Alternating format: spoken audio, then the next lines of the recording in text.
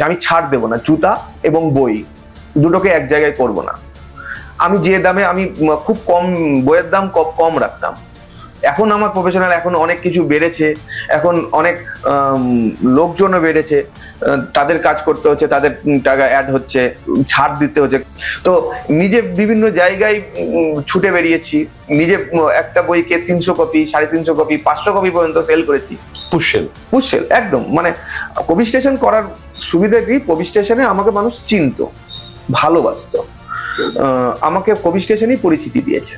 কিন্তু এটাও তো সহজ নয় যে আমি ব্যবসা করতে নেমেছি, যেখানে হয়তো আমি আরো বেটার কিছু করতে পারি, সেখানে আমি গিয়ে পুশ সেল করছি। মানে একদম মাঠে দাঁড়িয়ে আমি কিছু করার ছিল না দাদা। আমার কাছে আমার কোনো ব্যাকগ্রাউন্ড ছিল না, এটা আমার মাথার মধ্যে ঢুকে ছিল। আমার কাছে 500 টাকা দেওয়ার মতো লোক নেই, সেটা আমার কাছে জায়গা ছিল। কেন মানুষ আমাকে ইনভেস্ট করবে কেন? আমার যদি হাতে 4টে আংটি থাকতো, একটা গলায় চেন থাকতো, মানুষ আমি যতই ফ্রড হই না কেন, মানুষ আমাকে ইনভেস্ট করবে। আজকে আমি হয়তো অনেক বেশি রিস্ক নিচ্ছি, কারণ কালকে জানতাম না কালকে আরেকটা বই আসবে কিনা, কিন্তু আমি আজকে জানি, এখানে বসে জানি যে আমি কালকে কটা বই আসবে, এটা একটা অনুমান করতে পারি। কিন্তু 2018 বা 2022-এর জার্নিটা তো আমি তো জানতাম না যে বই আসবে কিনা।